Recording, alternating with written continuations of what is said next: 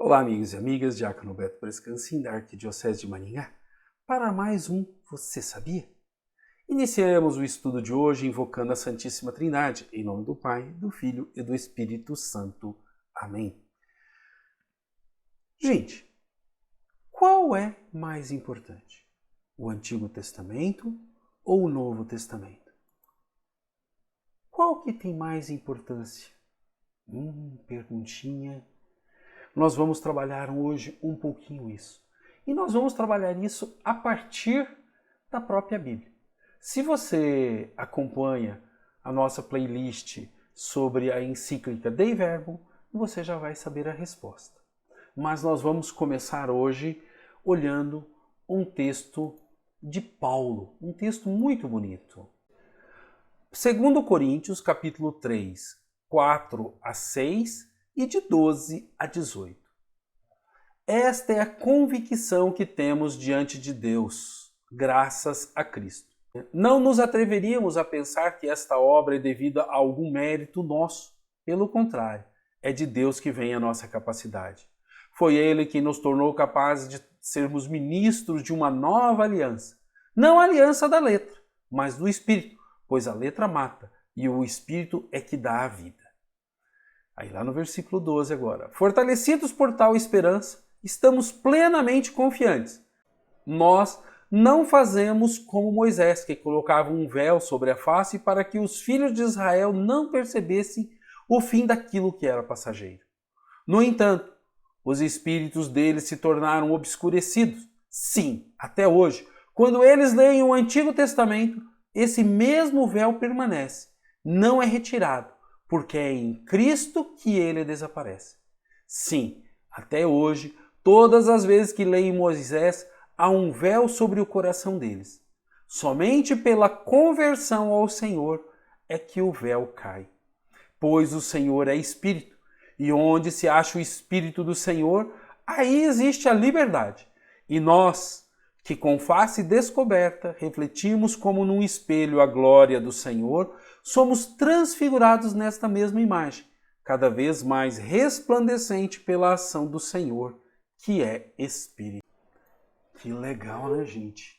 Olha o que esse texto de 2 Coríntios capítulo 3 fala. Somente pela conversão ao Senhor, a Jesus Cristo, é que o véu cai. Porque nós temos como que um véu quando lemos o Antigo Testamento. O que isso significa? Quando nós lemos a Bíblia, nós olhamos o Antigo Testamento com os olhos no Novo Testamento, completando a revelação de Deus. No Antigo Testamento, revela-se o Pai. Nos Evangelhos, revela-se os filhos. E no Atos dos Apóstolos, para frente, nós temos a revelação do Espírito Santo, fazendo toda a Trindade ser revelada para nós, na sua plenitude, para nós. E quando a gente olha só o Antigo Testamento, ele fala desse véu, que é tirado em Jesus Cristo. Então, quando nós temos o mesmo tema no Antigo Testamento e no Novo Testamento, como que nós fazemos? Vamos olhar um pouquinho. Vamos olhar, por exemplo, como que os inimigos são falados no Antigo Testamento e no Novo Testamento. E aí a gente vai ver. No Antigo Testamento, Êxodo 23, 22. Se vocês ouvirem atentamente o que ele disser e fizerem tudo o que lhes ordeno, serei inimigo de seus inimigos e adversário de seus adversários. Já no Novo Testamento, em Mateus 5, 43 a 45. Vocês ouviram o que foi dito. Ame o seu próximo e odeie o seu inimigo. Mas eu te digo, amem os seus inimigos e orem por aqueles que os perseguem, para que vocês venham a ser filhos de seu Pai que está nos céus. Porque ele fez raiar o seu sol sobre os maus e bons e derrama chuva sobre os justos e injustos. Opa! Então, quando a gente tem uma dúvida, tem um texto no Antigo Testamento, a gente vai e olha o que o Novo Testamento fala. A gente chama isso de primazia, de importância do Novo Testamento sobre o Antigo. Por quê? Porque os judeus passaram a entender algumas coisas assim um pouquinho complicado. E Jesus veio e falou como aqui. Vocês ouviram o que foi dito. Amem o seu próximo e odeiem o seu inimigo. Mas eu falo, amem o seu próximo e amem também o seu inimigo. Então nós vamos dar importância para onde? Justamente, gente, para o Novo Testamento. Vamos pegar mais um exemplo sobre os dízimos. No Antigo Testamento, Provérbios 11, 24. Há quem dê generosamente e vê aumentar suas riquezas, outros retêm o que deveriam dar e caem na pobreza. Ou lá em Malaquias 3, de 8 a 10. Pode um homem roubar de Deus? Contudo, vocês estão me roubando e ainda pergunto, como é que te roubamos? Nos dízimos e nas ofertas. Vocês estão debaixo de grande maldição porque estão me roubando. A nação que está me roubando. Tragam o dízimo todo ao depósito do templo para que haja alimento em minha casa. Ponham-me à prova, diz o Senhor dos Exércitos, e veja se não vou abrir as comportas do céu e derramar sobre vocês tantas bênçãos que nem terão onde guardá-las. E olhe o que 2 Coríntios 9, 7 fala, já no Novo Testamento. Cada um dê conforme determinou seu coração, não com pesar ou por obrigação, pois Deus ama quem dá com alegria. Cada um dê conforme determinou. Vamos olhar no Novo Testamento, 2 Coríntios 9, 7. Cada um dê conforme determinou em seu coração, não com pesar ou por obrigação, pois Deus ama quem dá com alegria. Opa!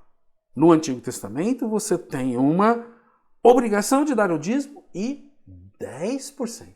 No Novo Testamento, o que Paulo fala?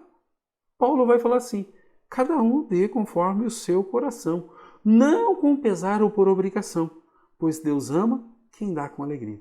E eu poderia completar. Vocês lembram aquela parte de Jesus, quando estava com os discípulos olhando diante da porta dos pobres no templo de Jerusalém, e a mulher vem e coloca uma moedinha e fala assim, quem que deu mais, aquele que deu um monte ou essa senhorinha?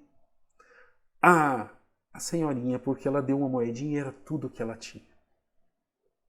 Então, gente, pensemos bem.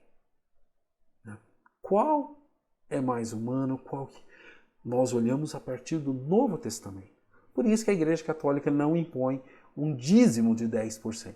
Agora, quem quer impor o dízimo, vai só para o Antigo Testamento. Você está roubando de Deus.